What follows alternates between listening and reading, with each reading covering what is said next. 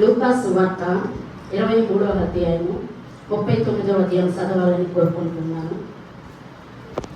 నేరస్తులలో ఏలాడ తీయబడిన నేరస్తులలో ఒకడు ఆయన్ని దూషించుతూ, నీవు క్రీస్తువే కదా, నిన్ను నీవు రక్షించుకోనమని ఆయనతో చెప్పింది.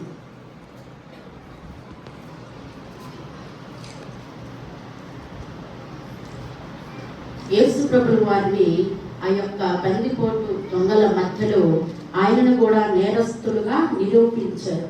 ఎందుకంటే ఆయన చేసిన మేళ్ళు అన్నీ కూడా మర్చిపోయి జనులు అందరూ కూడా ఆ యొక్క పిలాతు దగ్గరికి తీసుకొని వచ్చినప్పుడు ఆ యొక్క బందిపోటు దొంగల మధ్యలో ఆయనని కూడా సిలువుకి వేయాలని ఆ యొక్క జనులు కేకలు వేస్తూ ఉన్నారు.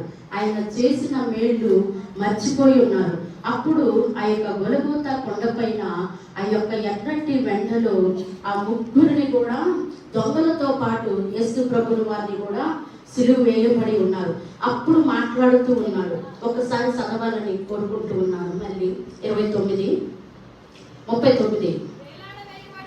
వేలాడ తీయబడిన ఆ నేరస్తులలో ఒకడు ఆయనను దూషించుచు, నీవు క్రీస్తువు కదా,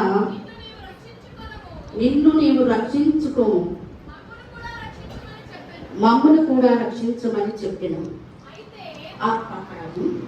అయితే ఆ యొక్క ఇద్దరు దొంగలు ఆ యొక్క జన సమూహములో పిలాతు దగ్గరకు తీసుకొని వచ్చినప్పుడు, న్యాయము తీరుస్తున్నప్పుడు ఆ యొక్క దొంగలు కూడా వారిలో ఉన్నారు. అంతకన్నా ముందు ఇద్దరు ఆయనని దూషిస్తూ ఉన్నారు. కానీ ఇక్కడ ఒక్కడు మాత్రమే ఆయనతో మాట్లాడుతూ ఉన్నాడు. నీవు క్రీస్తువే కదా, నీవు రక్షించుకోవచ్చు కదా అని ఆయన ఎగతాళిగా ఏలనగా మాట్లాడుతూ ఉన్నాడు. అయితే ఇక్కడ రెండవ దొంగ ఏమని మాట్లాడుతూ ఉన్నాడు? 41వ అధ్యాయం చదవాలని కోరుకుంటున్నాను. మనకైతే ఇది న్యాయమే, మనము చేసిన వాటికి తగిన ఫలము పొందుచున్నాము, కానీ ఈయన ఏ తప్పిదము చేయలేదని చెప్పి ఆయనను చూసి, యేసు నీవు రాజ్యములోనికి వచ్చినప్పుడు నన్ను జ్ఞాపకం చేసుకోనమని. ఇక్కడ మొదటి దొంగతో రెండవ దొంగ ఏమని మాట్లాడుతున్నాడంటే, ఇది మనకు న్యాయమే, ఎందుకంటే మన దొంగలము అనేక మందిని చంపిన వారము, కానీ మనకి ఇది న్యాయమే. ఈయన నజరేతు యేసు అనేక మందికి స్వస్థత కలిగించాడని ఆయనతో ఒక సాక్ష్యము ప్రార్థన చేస్తూ ఆయనకి గద్దిస్తూ ఉన్నాడు. రెండవ దొంగతో మొదటి దొంగతో రెండవ దొంగ మాట్లాడుతూ ఉన్నాడు. ఏమనంటే, ఇది మనకు న్యాయమే, ఎందుకంటే మన ప్రాణాలు తీసిన వారమే, మన దొంగలము కాబట్టి ఇది మనకు న్యాయమే. ఈయనలో ఏ తప్పిదము కూడా మనకి కనపడలేదు. ఇంకనైనా నువ్వు భయపడవా, దేవునికి భయపడవా నువ్వు అని మొదటి దొంగతో రెండవ దొంగ మాట్లాడుతూ ఉన్నాడు, గద్దిస్తూ ఉన్నాడు. వాడిని గద్దిస్తున్నప్పుడు, మనం ఎన్నో పాపములు చేసాము, మనం ఎన్నో ద్రోహాలు చేసి ఉన్నాము, ఆయనలో ఏ తప్పిదము కనపడలేదు, ఆయనలో ఏ దోషము కూడా కనపడలేదు. ఎందుకంటే వారి మధ్యలో ఆయన ఎన్నో భరించి ఉన్నారు. ఆయన శరీరము రక్తం ముద్దై ఉన్నది. ఆయన శరీరము ఆ యొక్క యాపు కూడా లేకుండా చాళ్లతో దున్నబడినట్లుగా మనము చూస్తూ ఉన్నాము.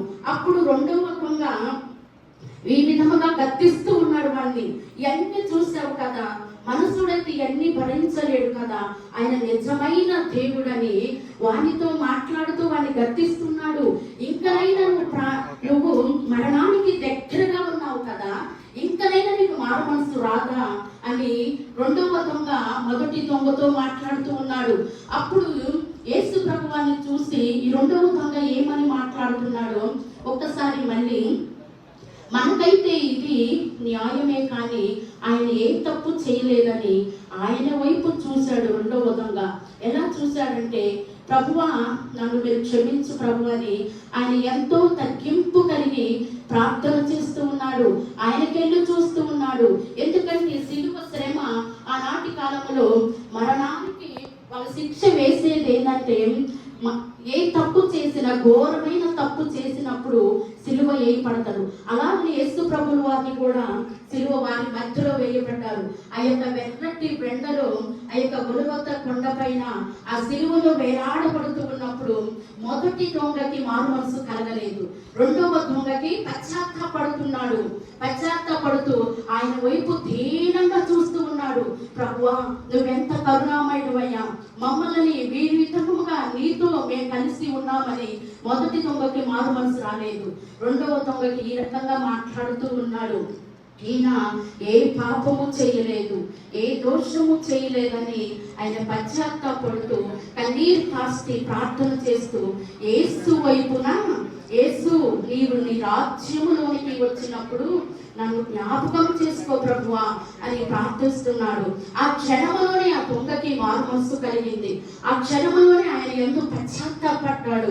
అలాగ మనము ఎన్నో సంవత్సరముల నుంచి మందిరానికి వస్తాము, కానీ మన హృదయంలో మనస్సు పూర్తిగా ఆయనని ధ్యానించలేకపోతాము. ఆయన బందిపోటి దొంగ అయినప్పటికీ కూడా ఆయన చేసిన మేళ్ళు, ఆయన పడిన శ్రమ ఆయన తలపోచుకుంటూ ప్రార్థన చేస్తున్నాడు. ఆయన వైపు చూసి, ప్రభువా, నీ రాజ్యములు నన్ను జ్ఞాపకం చేసుకోయ్యా, నీ రాజ్యములు నన్ను జ్ఞాపకం చేసుకోయని దొంగ మనసు పొందుతూ ఉన్నాడు. మనము అనేక సంవత్సరములు వచ్చాము, కానీ మనలో పశ్చాత్తాపము రాదు. అనేక మంది దూషించేవారు కానీ మనం ఉంటాం, కానీ మనలో పశ్చాత్తాపము ఏమాత్రం రాదు. ఆయన మరణిస్తూ కూడా ఒక ఆత్మను రక్షించాడు యేసు ప్రభు వారు. అలాగనే ఆ రాజ్యములు నన్ను జ్ఞాపకం చేసుకో ప్రభువా. ఆయనకు ఒక రాజ్యం ఉంటుందని గ్రహించాడు. ఆయనకు ఒక రాజ్యం ఉంటది, ఆయన రాజాతి రాజు, యూదుల రాజుని ఆ దొంగ గ్రహించాడు. మనలో కొంచెము మారు మనసు మనకి కొద్దిగైనా నామకార్థ క్రైస్తవులుగా కాక నామకార్థ జీవితము మనలో నుంచి పోవాలి. ఎందుకంటే ఆయన ఏనాడు కూడా మందిరానికి వచ్చిన మనిషి కాదు. ఒక్క క్షణంలోనే ఆయన వైపు చూశాడు. కన్నులెత్తి ఆయనకి ఏమి ప్రాణము, ఆ యొక్క శరీరం రక్తం ముద్దైపోయి ఉన్నది, కానీ ఆఖరి క్షణంలో ఉన్నారు దొంగలు యేసు ప్రభు వారు.